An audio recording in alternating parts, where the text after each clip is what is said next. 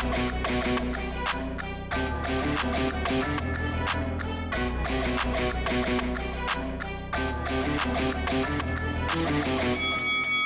guys, welcome to Boxing Squared for boxing news and views from around the internet.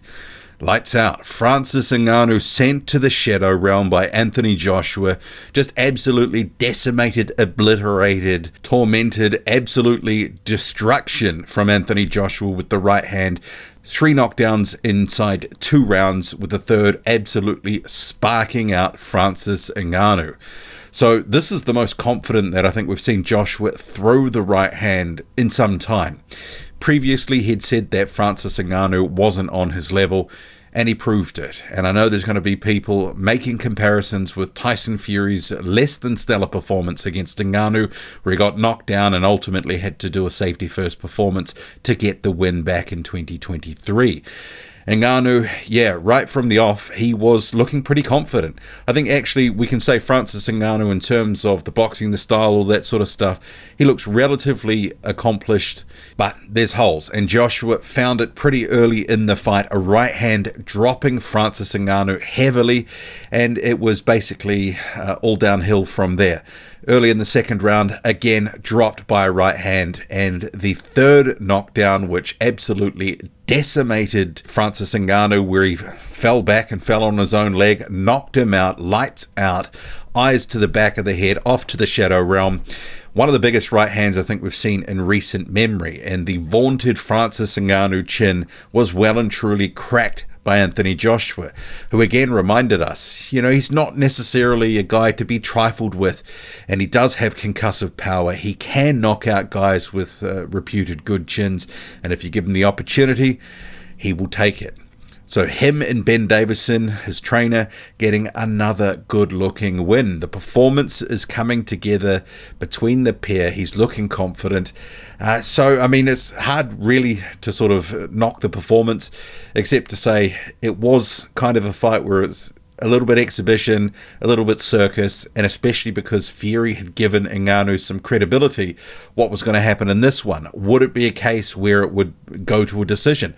I thought this was going to go quite a few rounds at least before, if Joshua knocked him out, or even go to a decision. But Joshua had other ideas. He had violence on his mind, and Ngannou stopped inside 2 rounds. After the fight, Joshua paid tribute to Francis Ngannou, and he said to him, look, keep boxing, don't quit because of this. You've got a place in the sport of boxing if you want it. Called him a warrior, but he was a little bit coy when he was asked about what's next for him, because obviously the broadcasters were asking him about what about a fight with Tyson Fury. Eddie Hearn mentioned Tyson Fury, but as we know, Tyson Fury has a fight with Alexander Usyk in May, and they also have a rematch clause. So what's going to happen there? They could end up being off the shelf for basically the rest of 2024. Joshua's going to have to do something to stay busy, stay active, and activity in the past 12 months has been his friend. He's been rolled out every 3 or 4 months, and it's been beneficial for him. Like, 4 fights in 14 months. So that's pretty good going, especially in the age of these guys often only fighting once or twice a year. I think last year was the first year in 6 years Joshua had fought more than twice per year. So activity and being dialed in, having that relationship bloom with Ben Davison, the confidence grow, and he paid tribute to Davison and his other trainers that he's been with before. But Davison and Joshua is looking like a good pairing. So the what next is interesting, because is it going to be Filip Hrgović, Daniel Dubois? It's an interesting question, because Fury and Usyk, they're potentially engaged for 2 fights. Joseph Parker and Zhang Zhilei, there's a rematch clause there. Likely Zhang will exercise that.